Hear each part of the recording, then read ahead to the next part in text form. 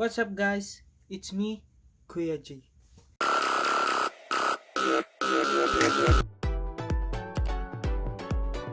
So welcome sa ating panibagong video na naman, panibagong tutorial, panibagong lesson na naman, panibagong kanta na naman ang matututunan nyo.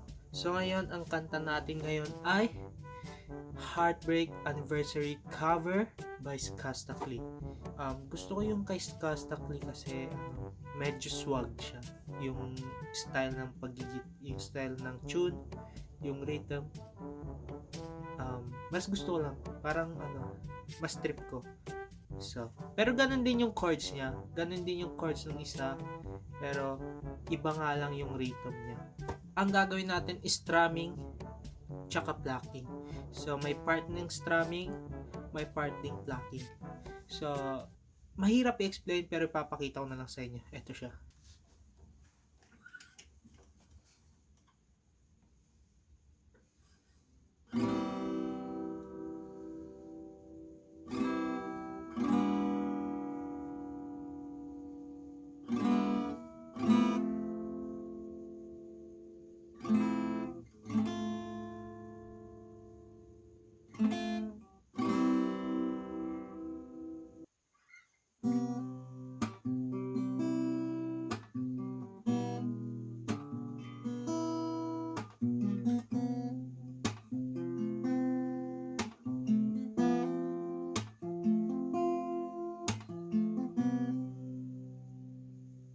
So, ayan guys, nakita nyo na, hindi ko na papatagalin yung intro.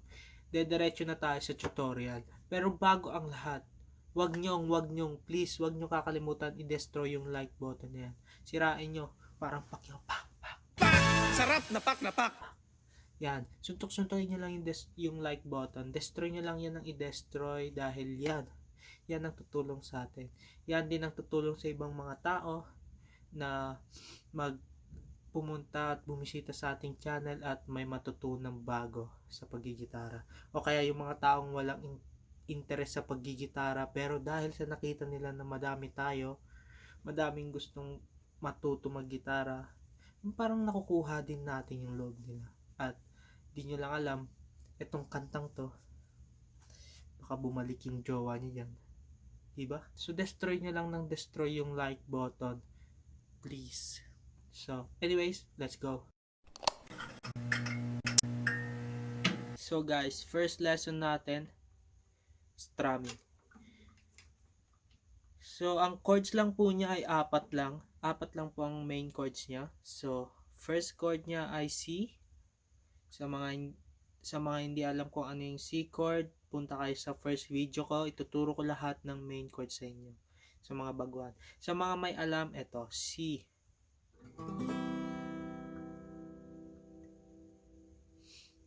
So,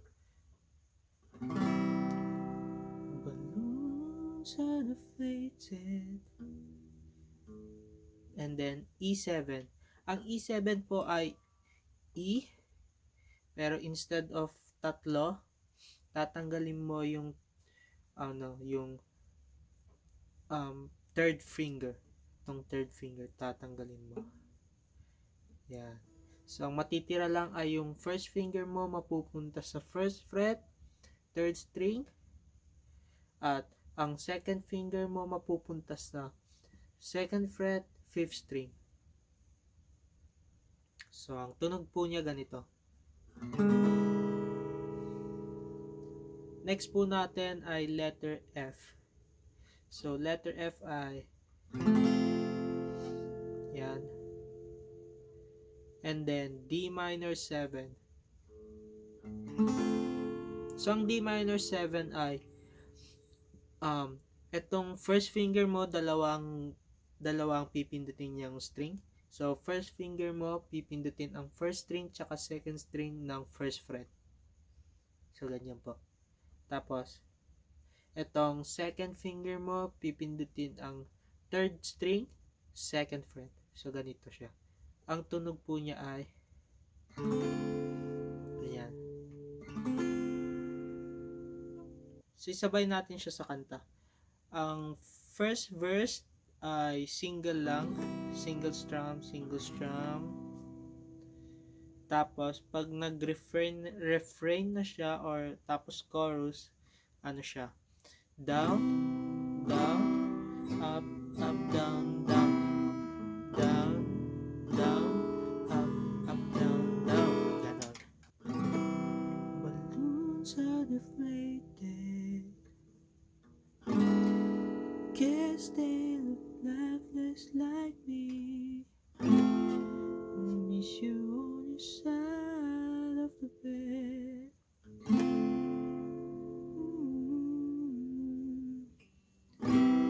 Still got your things here. They say we'll be like souvenir. Don't wanna let you out my head. Ito na, strum. It's like the day that I met you. Up, up, down, down, down, down. School. Ay, school. Nakalimutan ko yung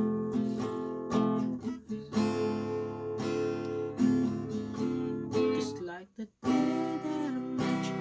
The day lasts forever. Say that you love me. Now lasts forever. It's cold outside.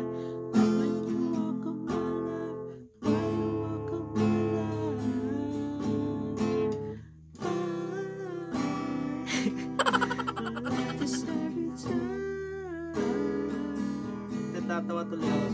This day I feel like you and me.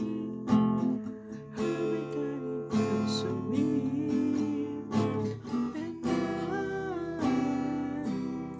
And I like this every time. One of these days I feel like you and me. Happy anniversary. Do you ever think of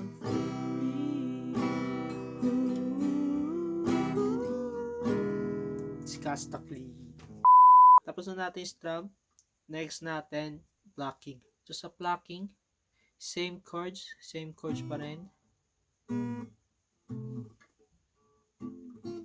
Yung mga ganun na chords.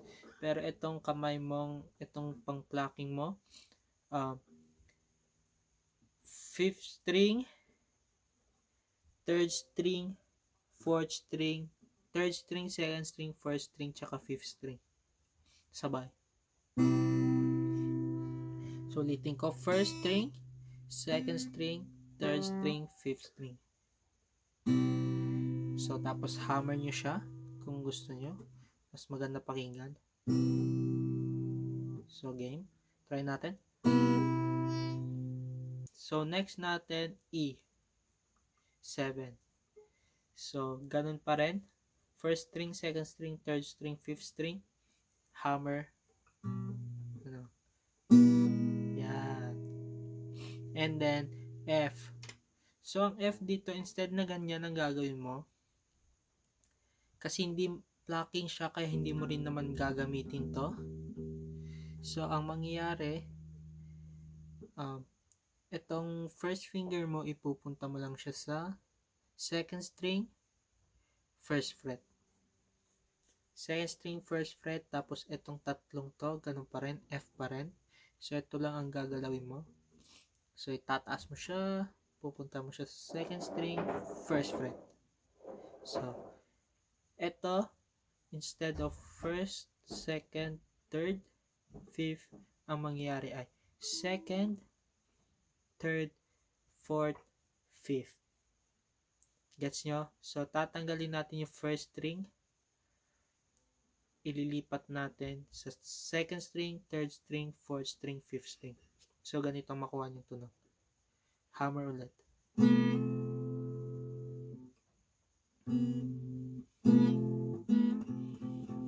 Di ba? So, next natin, D minor 7.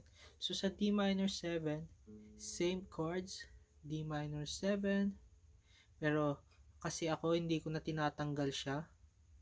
Diba kanina nakaganyan lang tayo sa F.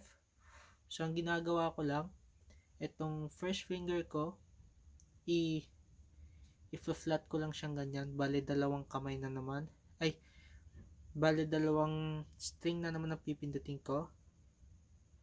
Tapos, the same na to. Kasi hindi mo rin naman gagalawin yan. Pero nasa sa inyo yan. Kung gusto nyo, ganyanin lang.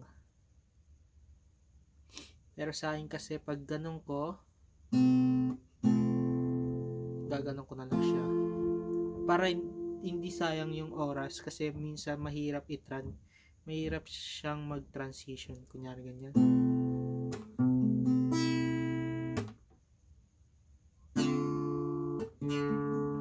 Ganon. Tapos pangit yung tunog niya. So, kung gusto nyo, ganito na lang. So, F. Tapos, ipa-flat mo lang to. D minor 7. Sa plucking lang to guys ha. Plucking lang. Pag strumming, kailangan yung tanggalin talaga. So, D minor 7. So, game. Ang mangyayari ay first string, second string, third string, fourth string. Tatanggalin naman natin ngayon ang fifth string. Kung sa F, tinanggal natin yung first string, sa D minor 7, tatanggalin natin yung fifth string. So game. C, E7, F,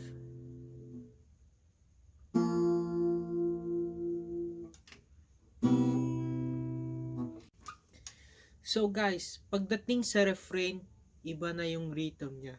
So ang rhythm niya may top, may beat siya, top, 5, 3, 2, 1, top. Yung strings, 5, 3, 2, 1. So for example, first chord natin, letter C, diba? Hammer, top, 5, 2, 3, 2, 1. Gets? Gets? Hammer, 5, 2, 3, 2, 1, top.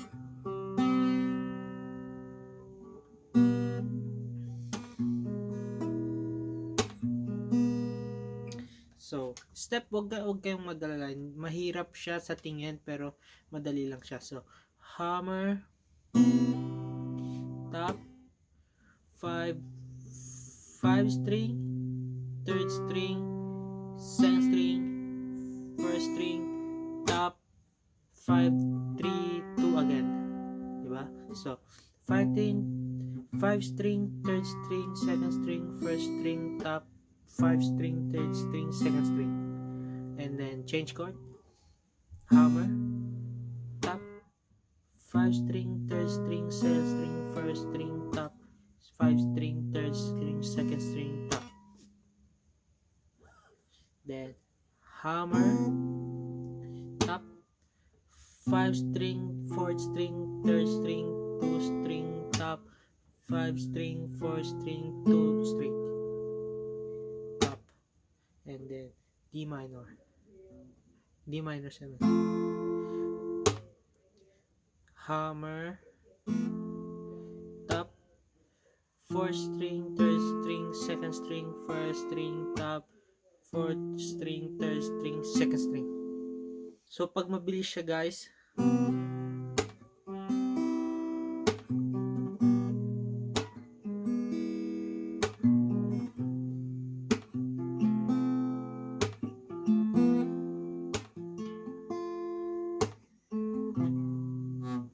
so ulitin natin last one with the song. With the song. I-try na natin siya with the song. Balloons are deflated. Guess they look lifeless like me. So wanna let you wrong lyrics. Miss you on the side of the bed. Still got your things here. Pwede nyo siyang lagyan ng ganito top para mas astig. You say with me like souvenir.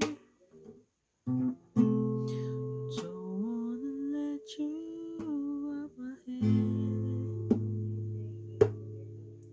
like the day that I met you, day I lost forever. Say that you love me, now I'm lost forever.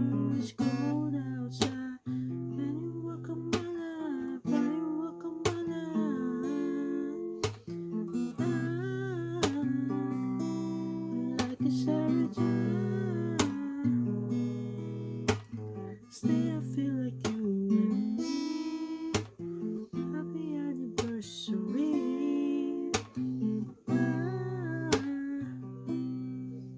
Every time. On this day, I feel like you and me.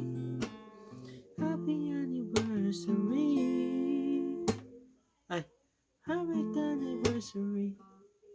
Eh? Happy anniversary.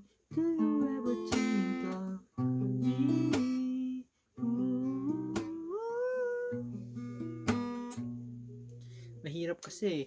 Mahirap pag di ka marunong kumanta eh. Pero ganun siya guys.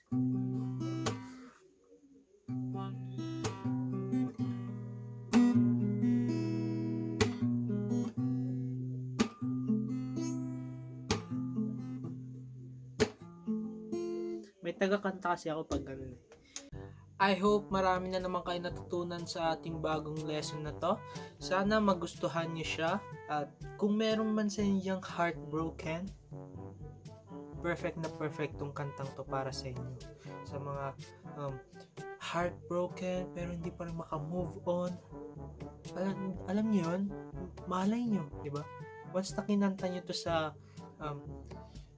pinakamamahal na jowa niyo, na ex nyo, ibig ko sabihin, malay nyo, di ba?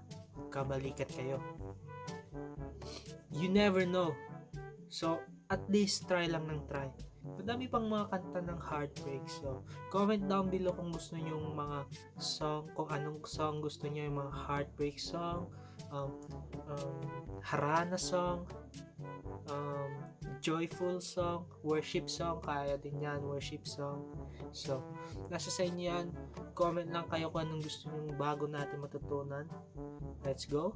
So, don't forget to like and subscribe our channel. Huwag nyo makakalimutan yan. Paano ba ako masuportahan? I-like nyo lang, i-subscribe nyo lang, hit nyo lang yung notification bell. Masaya na tayo dyan guys. So, pag naka 1,000 subscriber tayo, magpapamigay ako ng isang whole set of string para sa inyo, sa lucky commenters, no? Kaya comment lang kayo ng comment, alamin nyo lang kung anong comment nyo lang kung anong kanta gusto nyo at G tayo dyan. Alright guys, see you on my next video. Kuya G signing out.